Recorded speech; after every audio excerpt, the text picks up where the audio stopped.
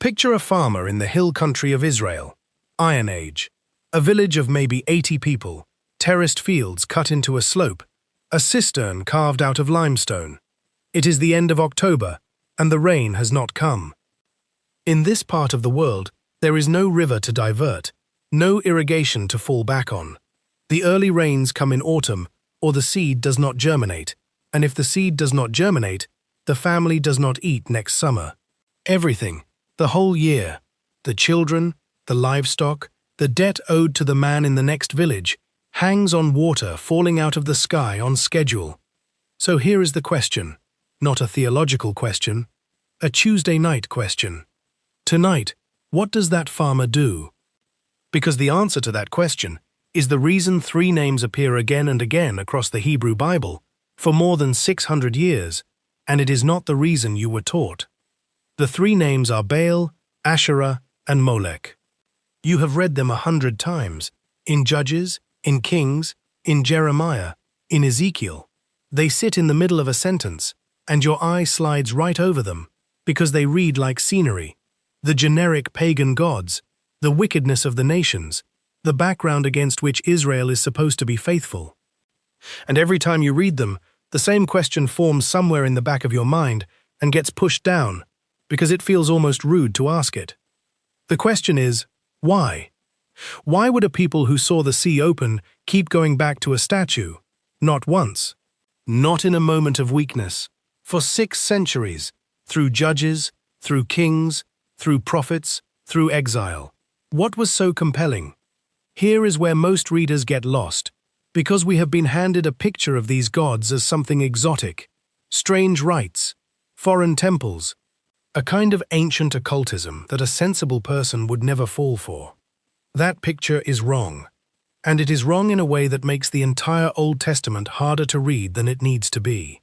These were not exotic gods. They were practical ones. Start with the word. The Hebrew is Baal, and here is the first thing to notice. It is not, originally, a name.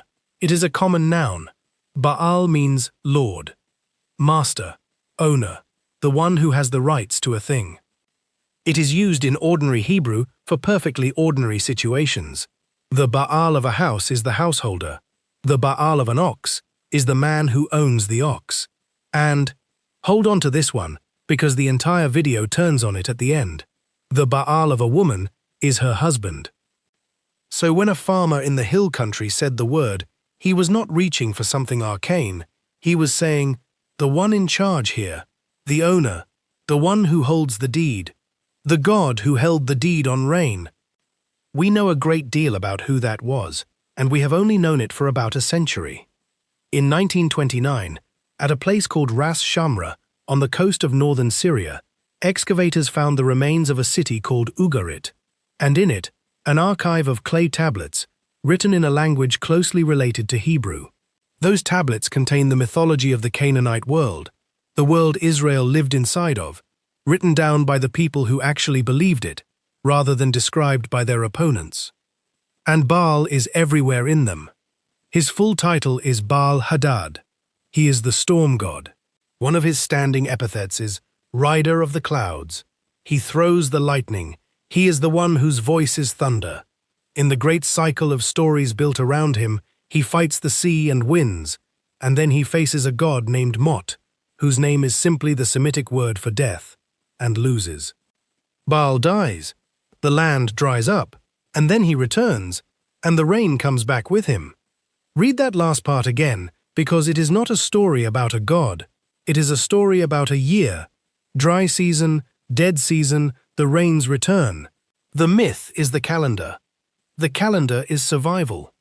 Now put the farmer back in the picture. He is not being offered a philosophy. He is being offered a service. There is a shrine on the ridge above his village. The Hebrew calls these places bamot, high places, and you have read that word 100 times too. And at that shrine, there is an established, generations-old, community-approved procedure for the specific problem of rain not falling. He is not choosing between the God of Israel and a foreign religion. In his own mind, most of the time, he is not choosing at all. He is covering the field. He keeps the Lord, And he also keeps the arrangement on the ridge, because the arrangement on the ridge is about the rain, and the rain is about whether his daughter eats in July. That is what idolatry actually looked like, not a robe and a chant, a hedge against a bad harvest. And once you see that, the strangest recurring sentence in the books of Kings finally makes sense. Go and read through Kings and watch for it. A king is introduced, he is evaluated, and over you get some version of this. He did what was right in the eyes of the Lord. Nevertheless, the high places were not taken away. Asa, Jehoshaphat, Joash, Amaziah, Azariah, Jotham, good kings, reforming kings, and the same clause follows them around like a shadow. Why couldn't they finish the job? Because you cannot legislate away a village's insurance policy. The high place was not a rival cathedral. It was closer to a well. It was local. It was old. It was where your grandmother went. And it was, as far as anyone in the village could tell, working, because sometimes it rains. 600 years of that is not 600 years of stupidity. It is 600 years of fear, managed the way frightened people have always managed fear, by keeping every option open. Which is exactly why the most famous confrontation in the Hebrew Bible happens, where it happens, and about what it is about. 1 Kings 18. Elijah on Mount Carmel. Everyone remembers the fire. Almost nobody notices the setup. The setup is a drought, 3 years of it, and Elijah does not challenge the prophets of Baal to a debate about theology. He challenges them to a contest about weather. Fire from the sky, then rain. Notice what that means. Elijah does not fight Baal on neutral ground. He walks onto Baal's own field. Storm, lightning, rain, the exact portfolio the man on the ridge is paying for. And he says, "Let us find out who actually owns this." And when it is over, Elijah does not deliver a sermon. He climbs to the top of the mountain, puts his face between his knees, and sends his servant to look at the sea 7 times, until there is a cloud the size of a man's hand. The point of Carmel is not that God is more powerful than a statue. Everyone already agreed God was powerful. The point of Carmel is the deed. Who holds it? Who is the Baal of the rain? So, 600 years. Let me show you the arithmetic, because it is the whole shape of the Old Testament in one line. The first time Israel is said to serve these gods is Judges chapter 2 verse 11, right after the generation that knew Joshua dies out. On the conventional chronology, that puts us somewhere around 1200 BC. Then it just never stops. Numbers 25, Israel joins itself to the Baal of Peor. Gideon's own father has a Baal altar and an Asherah pole standing in the family yard, and when Gideon tears them down, the village nicknames him Jerubbaal, let Baal contend against him. Solomon builds high places for the gods of his wives, including one for Molech, on the hill east of Jerusalem. Ahab and Jezebel make Baal state policy. Jehu massacres the Baal priesthood, and the high places stay. Manasseh puts a carved image of Asherah inside the temple in Jerusalem. Josiah tears it out again, in a reform so thorough it takes an entire chapter to list. And then, after all of that, after the reform, after the warnings, after the first deportations, Ezekiel chapter 8. The prophet is shown the inside of the temple in a vision dated to around 592 BC, and what he sees is women weeping for Tammuz at the gate, and 70 elders in a back room with images on the walls. 1200 to 592. 600 years. That is not a lapse, that is the normal condition, interrupted occasionally by reform. Which brings us to the second name, and to a word that does something unusual in Hebrew, Asherah. In the Ugaritic material, she is Athirat, a goddess, the consort of El, the mother of the gods, a major figure, and in the Hebrew Bible, the word Asherah sometimes clearly means her, the goddess. But sometimes, and this is the strange part, it clearly means an object. A wooden pole, a living tree, something you plant, something you cut down, something you burn. Deuteronomy 16 is blunt about it. You shall not plant any tree, as an Asherah beside the altar of the Lord your God. Read that instruction carefully. It does not say, do not build a temple to a foreign goddess on the other side of town. It says, do not plant this beside the altar. That single preposition tells you what actually happened in Israel, and it is not what most people picture. This was not an invasion. It was a merger. There is an archaeological wrinkle here that scholars have been arguing about since the 1970s, and I want to give it to you honestly rather than dramatically.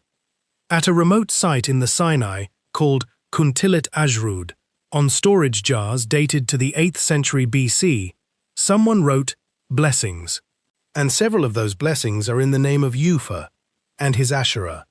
Now, what does that mean? That is genuinely disputed. Some read it as the goddess, as a consort. Others argue the grammar points to the cult object rather than a person, so it would be something more like Ufa and his sacred pole. Reasonable specialists land in different places, and anyone who tells you it is settled is selling you something. But here is what is not disputed, because the Bible itself says it plainly. 2 Kings 23. When Josiah cleans the temple, he brings the Asherah out of the house of the Lord. And in the same passage there is a detail so domestic it is easy to miss. There were women weaving for Asherah inside the temple complex. Not smuggling. Weaving. On a schedule. It was a job. And again, ask the practical question. Why her? Why does she last 600 years? Because Baal answers, will it rain? And Asherah answers the other question, the one asked in the dark, by a woman who has buried 2 children already and does not know if the third will live to walk. Will there be children?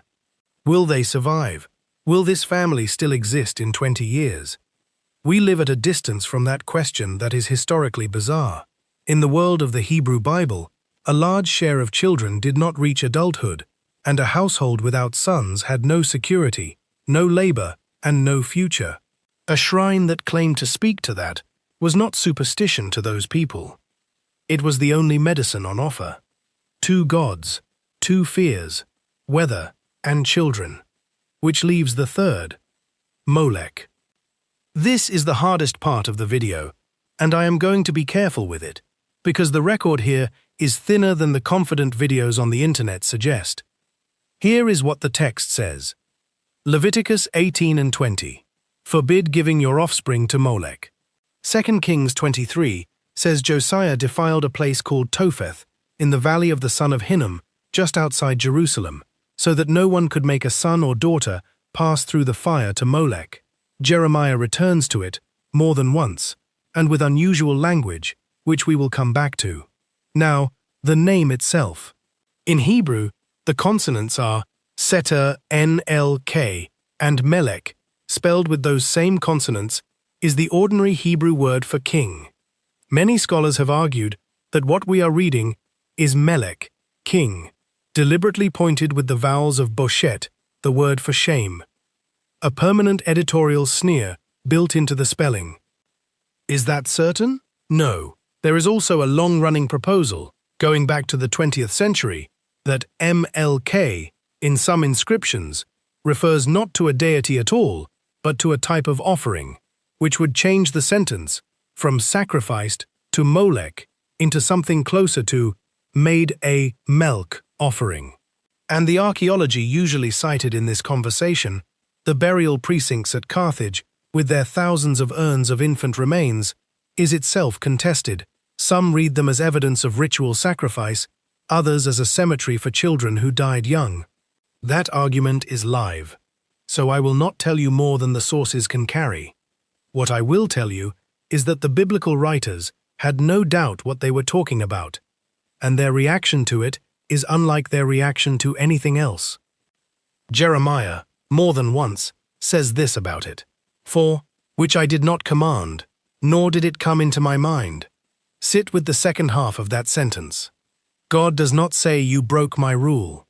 He says this never entered my mind. That is not the language of legislation. That is the language of a father who has been shown something he could not have invented if he tried. And notice, finally, the shape of the thing. Bowl for the rain, Asherah for the child. And Molech for the moment when the army is at the wall and the rain has failed, and the child is sick, and you have nothing left to give, so you give the unthinkable, because someone has told you that the unthinkable is what finally works. 3 gods, 3 fears. Weather, family, and the last resort. That is not a foreign religion. That is a human being with nothing left. Which brings us to the verse that reframes all 600 years, and it is not in Kings, and it is not in Jeremiah. It is in Hosea, chapter 2, verse 8. And God is speaking about Israel like a husband, speaking about a wife who has gone elsewhere.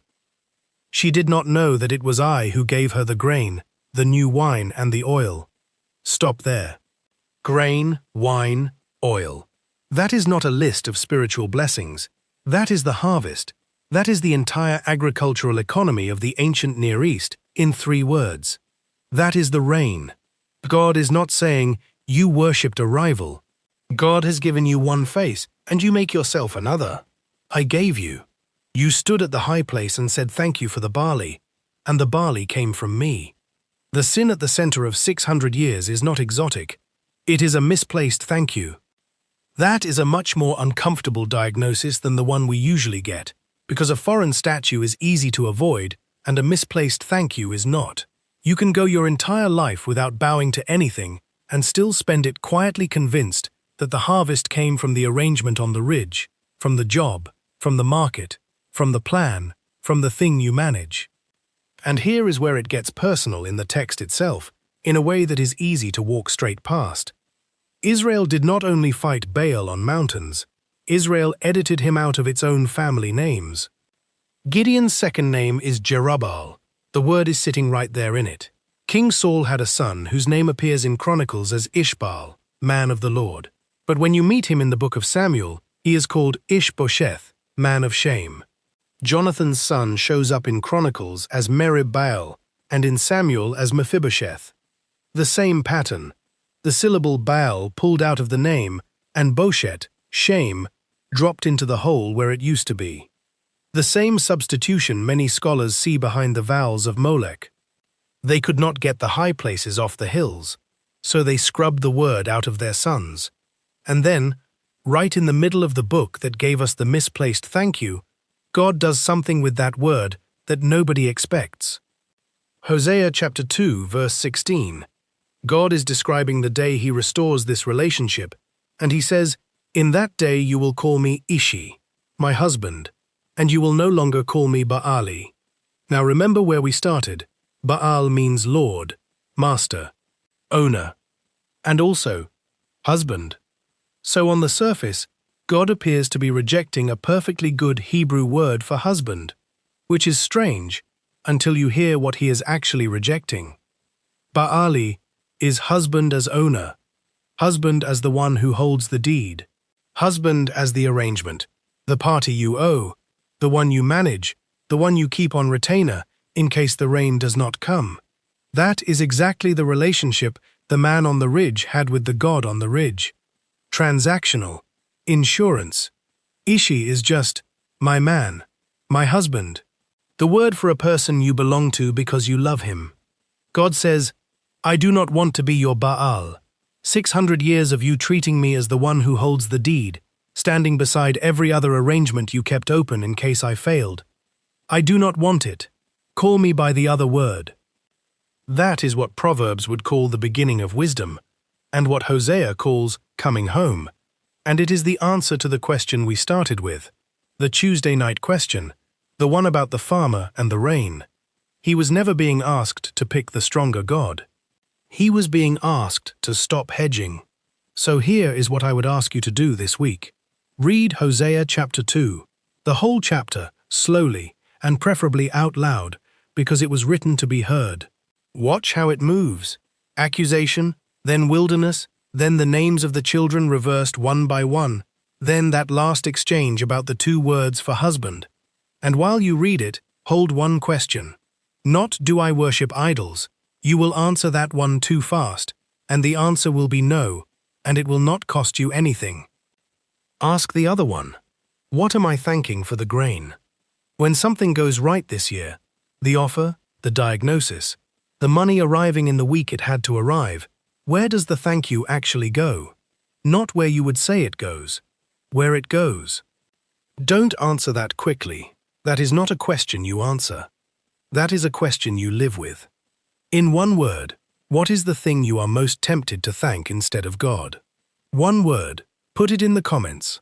I read them. And if someone in your life is carrying that question, the one about whether they are trusting God or just keeping Him on the list, send them this. Sometimes hearing it from a stranger is easier than hearing it from you. That farmer in the hill country, standing in his field in October, watching a sky that will not open. He was not a fool. He was afraid, and he was covering the field, and he had a shrine on the ridge that promised to help. 600 years later, the shrine on the ridge is gone. The habit is not.